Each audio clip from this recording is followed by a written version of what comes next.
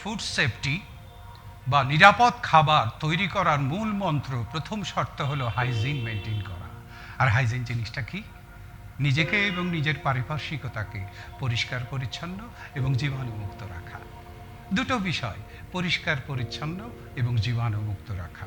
So আমরা প্রথমেই আমরা কাজটি করব কি, পরিষ্কার পরিচ্ছন্নতার কথা বলবো।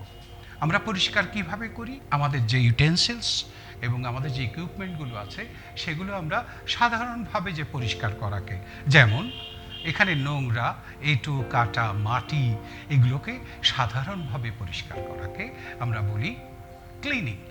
পরে যেটা আছে সেটাকে আমরা বলি স্যানিটাইজিং। স্যানিটাইজিং জিনিসটা ইম্পর্টেন্ট কেন?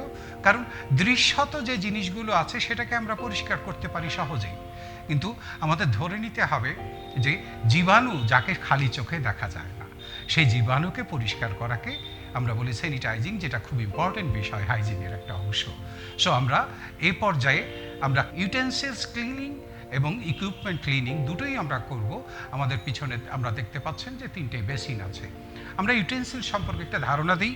আপনারা দেখতে পাচ্ছেন এখানে যে জিনিসগুলো ব্যবহার করে করে আমরা রান্না করি, ছোটোখাটো যে আমাদের টুলস, সেগুলোকে আমরা কি বলি? ইউটেন্সিলস। আর যেগুলো এর চেয়ে একটু ভারী, যেগুলোকে একটু মোটরাইজ বা কিছু ব্যাপার থাকে, সেগুলোকে বলি ইকুইপমেন্ট। সো আমরা এটাকে 3টি ধাপে পরিষ্কার করি। প্রথম ধাপে আমরা এই জিনিসটাকে একটু গরম পানিতে ভিজিয়ে রাখি। গরম পানিটা কেমন? আমরা টেকনিক্যাল ভাষায় বলি simmering. That means 80 to 95 degree সেলসিয়াসে পানিটাকে গরম করে তার ভিতরে এই জিনিসগুলোকে ডুবিয়ে রাখি।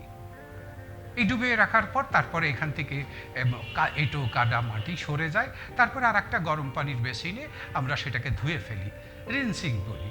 এরপরে আছে স্যানিটাইজিং। সো আমরা এখন এই জিনিসটা ব্যবহারিকভাবে নিজে হাতে কলমে আমরা এই জিনিসটি করব। এই সলিউশনগুলো বাজারে পাওয়া যায়, আমাদের অত জটিলতা পোহাতে হয় না। ডিশ ক্লিনিং আমরা দেখতে পাচ্ছেন, এটা ডিশ ওয়াশিংয়ের জন্য।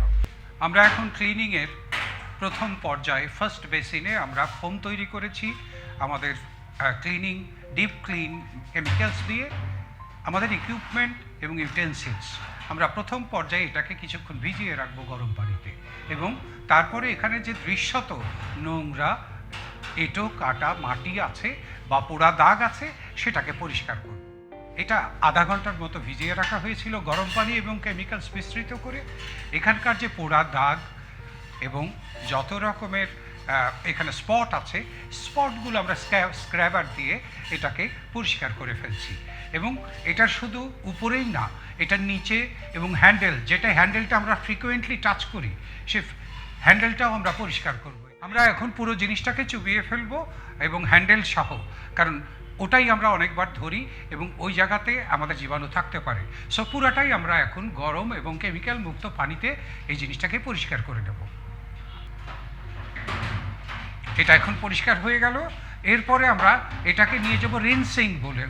আমরা রিনসিং মিনস এই ফেনাযুক্ত কেমিক্যালযুক্ত যে পাত্রটা আছে পরিষ্কার হয়েছে, এটাকে আরও পরিষ্কার করব দ্বিতীয় বেসিনে, যেখানে আমাদের গরম পানি রাখা আছে আর কি। এবার আমরা তৃতীয় বেসিনে যাব। আসলাম আমরা তৃতীয় বেসিনে। এখানে আমরা যে পরিষ্কারটা করেছি এটাকে আবার, যেহেতু অনেক ফেনা কেমিক্যাল ছিল, এটাকে আবার আরও শুদ্ধভাবে পরিষ্কার করে তারপরে এটাকে আমরা ড্রাই আপ করব। এবার দেখতে পাচ্ছেন এটাকে ড্রাই আপ হচ্ছে। ড্রাই আপ করে, কারণ এই কেমিক্যালগুলোকে মুছে পরবর্তী ব্যবহারের উপযোগী করে ফেলবো আমরা। এ পর্যায়ে আমরা বেসিনটাকে ক্লিন করে ফেলবো। সর্বশেষ কাজ এটা।